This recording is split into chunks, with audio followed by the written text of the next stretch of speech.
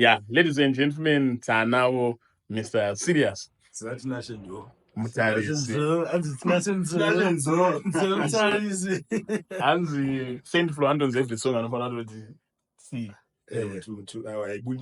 But song yeah, I know that. Yanisha yakazoti wangudakati fomira kujola ashiatwesa tina shemda zvinobva kuzoti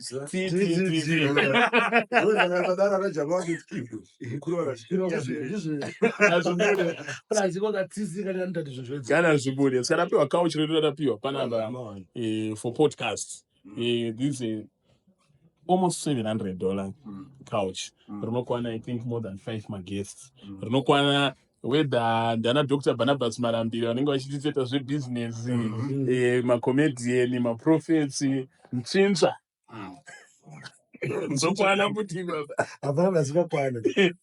everyone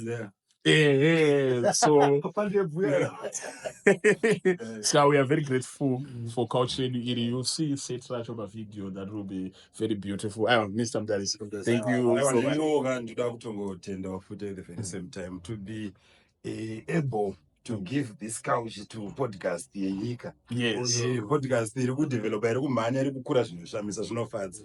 Nezvataitaura zviya behind the scenes kuti I really enjoy what you are doing. Tikuona muchingogrowa and masets mamwe amabudisa mazuva ano ndatonyara kuti couch rangu iri chiri kunosungidzawo kutovapa platform ikoko pane vanhu hobho vatakutoziva kuti vanonakidza just because of you. Thank you so much. Ndotoona kuti ndacontributa chinhu chine basi ndizvozvo because chete kanje kuti sofa iri hamusikuziva ngoti hamusiziva kuti inoreve chipa but musazondiite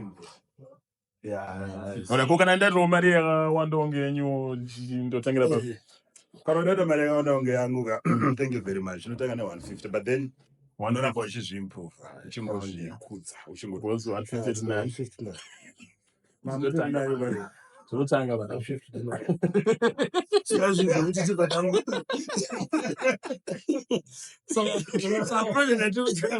tinotanga izvozvo totanga project yedu izvozvitaiunganidza zigoni but tricky ingoripo ndekuti pese paunenge uchingoita zvinhu you just have to try kungozviimprove.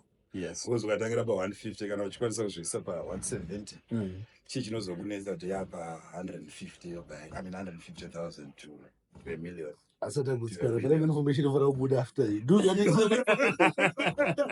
pane information inofana kubuda after 150 kana information inofana kubuda tiita kuti taka business seminar tochaja vanhu tichiita mari yakanaka with that